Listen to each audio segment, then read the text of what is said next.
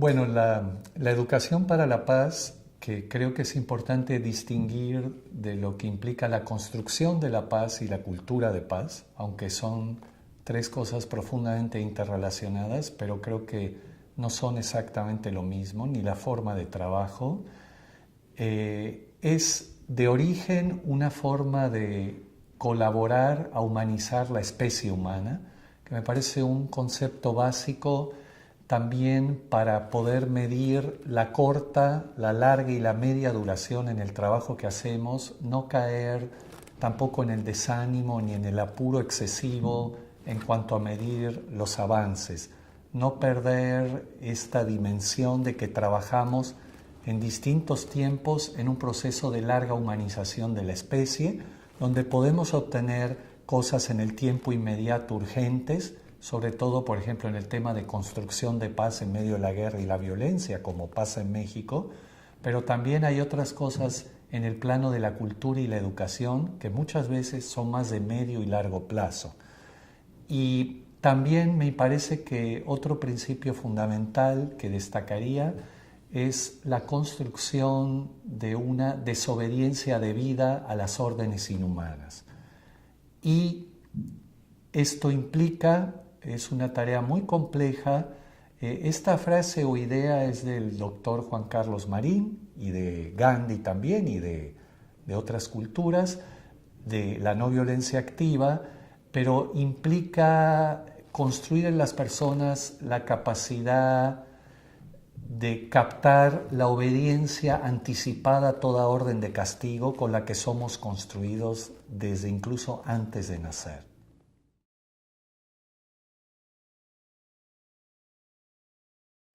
Bueno, una cosa que me parece muy importante es tomar en cuenta que lo que uno representa es a una cultura. Yo soy, como digo un poco incluso en el discurso, un pequeño pedazo de pasto chiquito, un pastito de una cultura milenaria. Gandhi incluso decía que es una cultura antigua como las montañas, de humanización de la especie. Y además represento un trabajo colectivo de muchos grupos como el Servicio Paz y Justicia, el colectivo Pensar en Voz Alta, el colectivo de Caminando Unidos, el equipo de no violencia de la UNAM, el Movimiento por la Paz con Justicia y Dignidad, que creemos profundamente en la construcción de conocimiento, en las formas no violentas de lucha hacia el adversario y en el trabajo comunitario o colectivo. En la situación mexicana, la inmediata actual, es un poco paradójico recibir un premio de paz en un país donde la guerra crece todos los días. Por ejemplo, ahora, parte de la coyuntura en la que estamos, en Iguala, con 43 desaparecidos estudiantes de educación y 7 muertos ya. En Tlatlaya, el Estado de México, ejecutados por el ejército, 22 jóvenes. Entonces, si uno mide en el corto plazo las luchas de la sociedad civil mexicana por la paz en este momento, sin duda no es el mejor momento para poder decir que el proceso de guerra se ha detenido. Pero claro, hay acciones en el tejido social, en la reconstrucción de, por ejemplo, la identidad digna de las víctimas de esta guerra, que ha sido visualizada en todo el país como gente digna que fue atravesada por una coyuntura negativa del delito organizado y el Estado al mismo tiempo y la impunidad. También visualizar la magnitud y el tamaño del exterminio masivo, más de 100.000 muertos en 5 años, y del exterminio selectivo, más de 30.000 desaparecidos, cifras que Amnistía Internacional compara con la de la dictadura de los años 70 en América del Sur, y también haber colaborado, sea como Movimiento por la Paz y muchas otras organizaciones, a confrontar la idea de paz armada, de paz militarizada, que es un gran negocio y que la autoridad y todos los gobiernos internacionales promueven tanto, y que es un tipo de espiral de guerra y de violencia que nunca acaba y cada día hay más muertos. Sin embargo, en la parte de que aparezcan los desaparecidos y de que pare la guerra y la justicia para los muertos, no se ha logrado avanzar demasiado.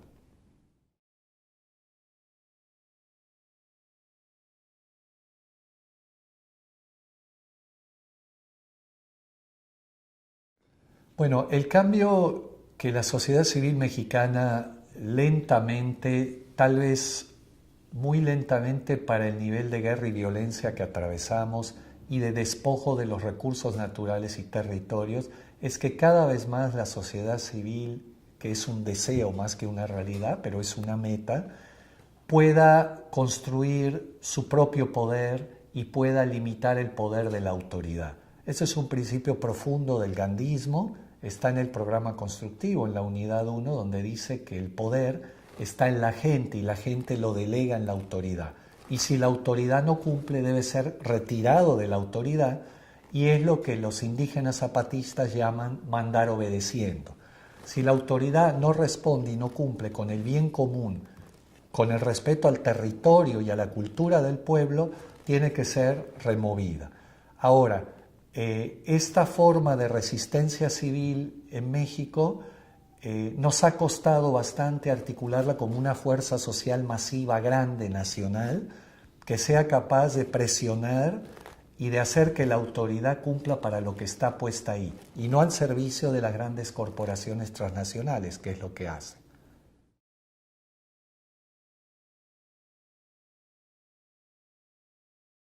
Bueno, sin duda que como parte del movimiento por la paz, con justicia y dignidad, la lucha por la dignidad de las víctimas, por la verdad y por la justicia y por la memoria, el punto central siempre ha sido que aparezcan los desaparecidos, que haya justicia para los muertos y que cambie el modelo de paz armada y seguridad militarizada por un modelo de paz ciudadana, de justicia y de organización de la gente desde abajo. Entonces, en la forma de lucha no violenta a la que le ha apostado el Movimiento por la Paz estos últimos 3 años y otros grupos, porque uno de los frutos es la creación de muchas organizaciones de víctimas en todo el país, es que se ha insistido mucho en construir acciones masivas, sobre todo tipo marchas, caravanas, conciertos, mítines, actos simbólicos, culturales, muy importantes, masivos al inicio, sobre todo en el 2011. Se ha luchado también en el plano del diálogo con la autoridad, mesas de trabajo con todas las secretarías de Estado involucradas en la guerra y en las víctimas, y también se ha logrado construir algunas leyes, sobre todo la Ley General de Víctimas, e instituciones que el Estado ha creado, por ejemplo, la Comisión Ejecutiva de Atención a Víctimas o Províctima en el sexenio pasado, pero que en la realidad de la operación no han sido ni mínimamente suficientes para lograr los objetivos de justicia, verdad y memoria para las víctimas. Entonces, yo creo que si bien es importante el trabajo político con la autoridad, si bien es importante el trabajo jurídico, legal, de construir leyes que no tienen reglamentos todavía, que es el talón de Aquiles, también es muy importante en la reflexión no violenta incursionar en terrenos que tengan que ver con la no cooperación y la desobediencia civil para presionar también en la acción directa a la autoridad. El trabajo político y jurídico sin una presión no violenta no es suficiente en México, ni creo que en otras partes.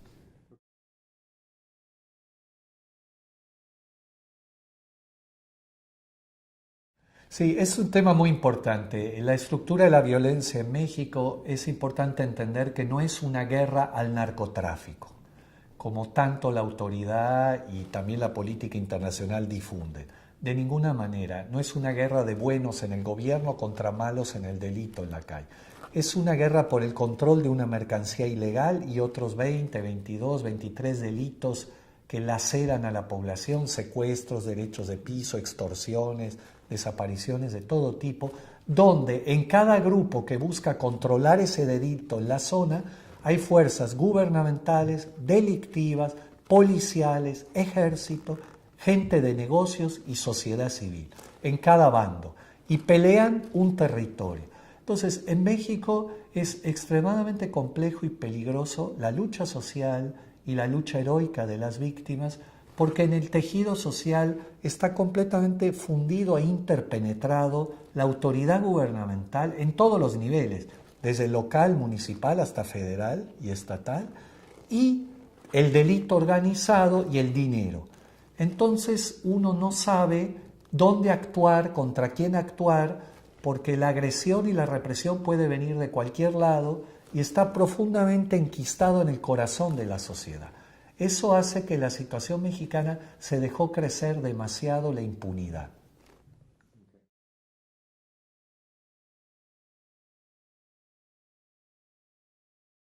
Bueno, lo que nuestros colectivos han intentado hacer y el Movimiento por la Paz y otros grupos, no desde estos años, sino desde un proceso largo, es buscar sobre todo construir un conocimiento con algo de rigor, no solo distribuir información como catecismo de la no violencia y decir que lo mejor es Gandhi o otras figuras, sino lograr construir una reflexión con los grupos, una reflexión estratégica y táctica de que la no violencia puede ser un arma, un instrumento útil que puede dar resultados reales si se logra construir un buen principio de realidad y un buen análisis de los actores, de las fuerzas en lucha, y también construir acciones que tengan una pequeña dosis a veces de creatividad, de audacia y de desafío a la autoridad, sin caer, y esto es muy importante, en la provocación de la espiral de violencia que aumente la guerra o la violencia con la autoridad. Creo que este trabajo que parece quizás sencillo hasta de decirlo, es el desafío mayor cuando uno da talleres con los grupos, cuando trabaja con movimientos sociales o en la parte educativa, de construir un principio de realidad estratégico y táctico que permita a la gente tener esperanza real en acciones y en cultura de no violencia, de resistencia civil no violenta. Gandhi le llamaría experimentos con la verdad. Hemos construido con otros, hemos sido alumnos sobre todo de los zapatistas en esto.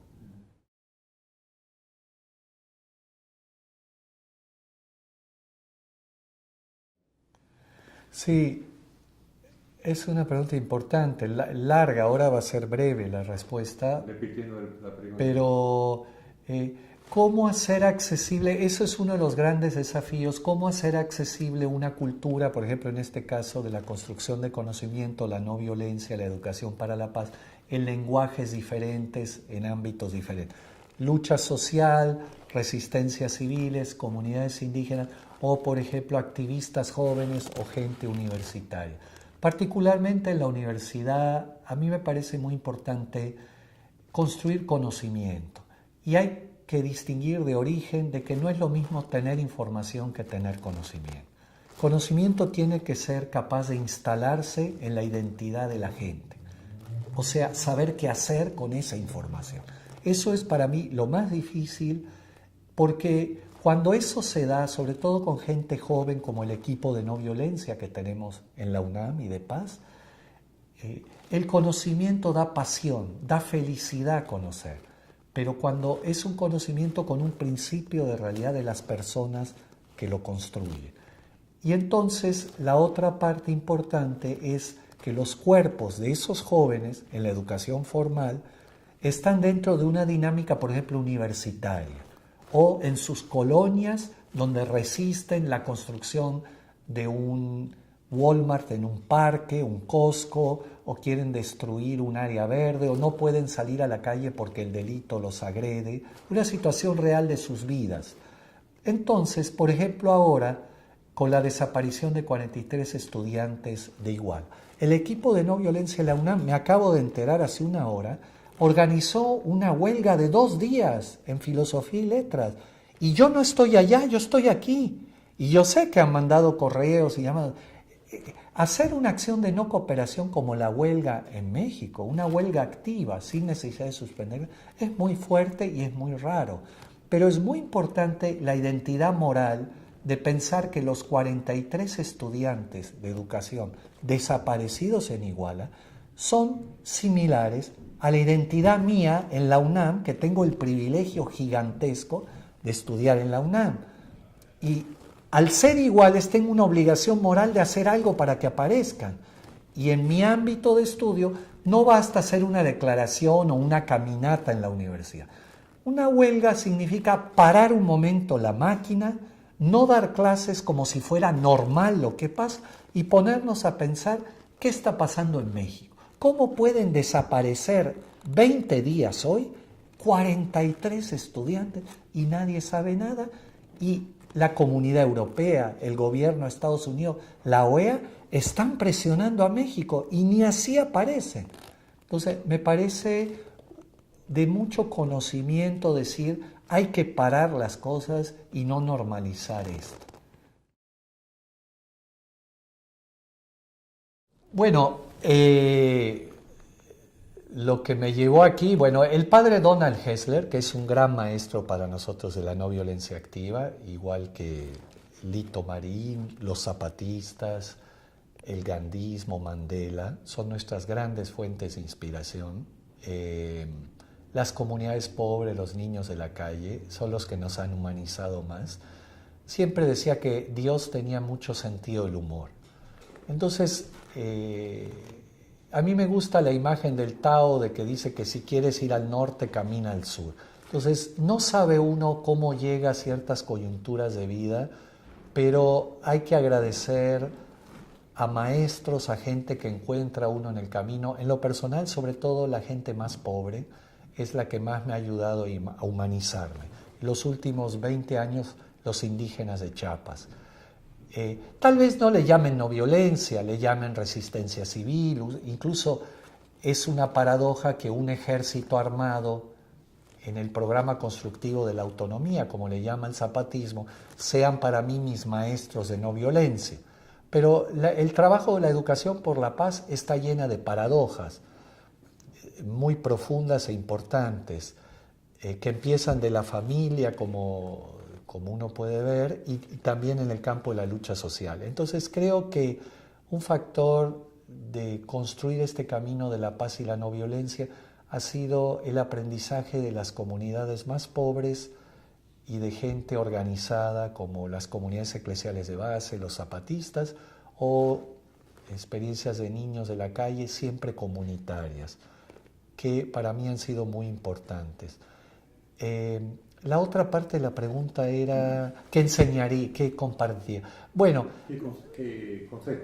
sí, yo todos los cursos o talleres de educación para la paz o de cultura de paz, siempre empiezo desde hace 15 años por lo menos, 20, con una de las cosas más inobservables y difíciles para mí de la especie humana, que es pensar.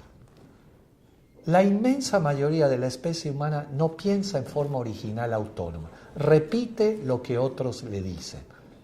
Aún gente tremendamente progresista y creativa y gente tremendamente alineada con el sistema. Pensar en forma original, con la propia cabeza y reflexión colectivamente con otros, para mí es de las cosas más difíciles para la especie humana. Y se necesita de otros para pensar, no se puede pensar solo. Entonces, esa capacidad de pensar y tener rupturas con lo que pensaba antes y cambiar, para mí es la esencia que abre las puertas al trabajo por la paz y la no violencia y la justicia.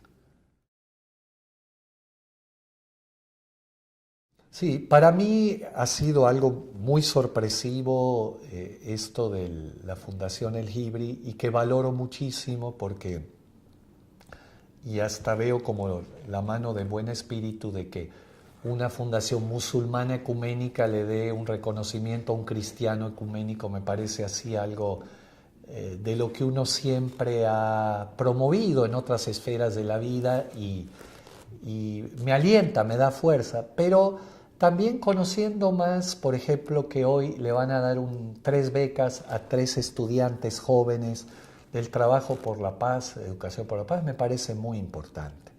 Siempre, desde hace los últimos 25 años, he trabajado siempre en paralelo de cualquier cosa con jóvenes.